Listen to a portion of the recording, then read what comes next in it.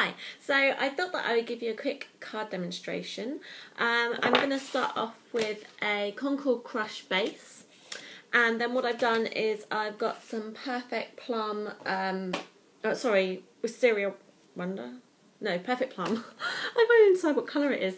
And I have punched it out using this punch here, which is like the lacy border punch. And then I'm just going to stick them, I've done 2 rows of the lacy border punch, and I'm just going to stick them along the edge, like so, and then just trim off the excess. I absolutely love this punch because you can weave stuff in between it, but also it gives like a lot of texture without having to use pattern paper or embossing or anything, so it's quite a portable tool. Right, so next I've cut all my stuff already, and I am going to use 3 squares of elegant eggplant, and I'm just going to use my snail to glue them and stick them onto the front. Before you mention it, yes, most of my cards are wonky because I just think they're handmade. I'm not very good at putting things straight, so let's not worry. Don't tell anyone. Just tell them it's handmade. That's what I do. So there we've got the 3 squares cut on. They were cut out using the square punches. I've got one of them here. This is the 1 1/4, which we're going to use later, but this was a 1 3/8 square punch. But you know, if you don't have the punch, you can always cut them by hand, but obviously it's a lot quicker using the punch.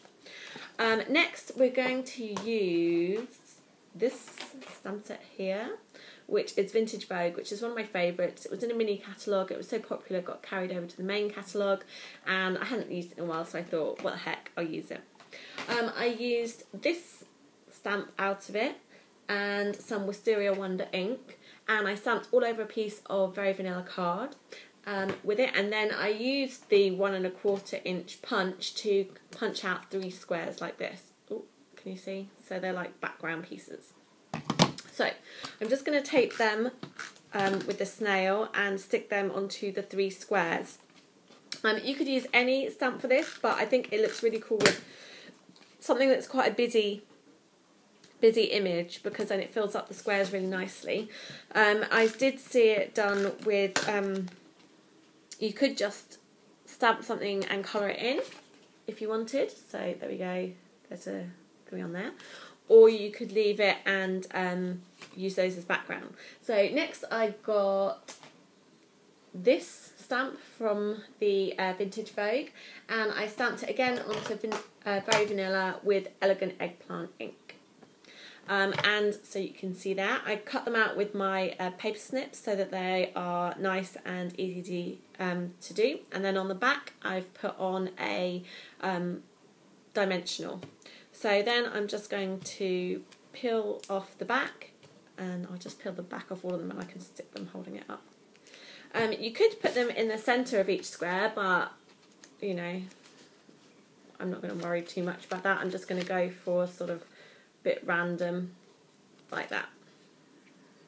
And then lastly we need a sentiment, so what I'm going to do is use my Versamark ink and stamp, oh no, I'm not going to use that, I'm going to use this one, Life Happen, Love Helps. It's kind of weird why it's flipped around the wrong way, so I hope that when you see it it's the right way around. But anyway, you ink it up with the Versamark, and I'm just going to stamp it. I just stamped it in the corner there, you can kind of see it. And then I thought what would go really nicely with that is gold. So I've got my gold embossing powder here, which a lot of people have said to me they've used other embossing powders and they didn't like embossing because they were too chunky, or they didn't come out, or they weren't fine enough. This one is super, super fine, and a lot of people, once they've used it, that's it. They will only use this one, so I can't recommend it highly enough. Then I've got the gold powder on there, but obviously it needs setting with the heat. So I'm just going to heat that up.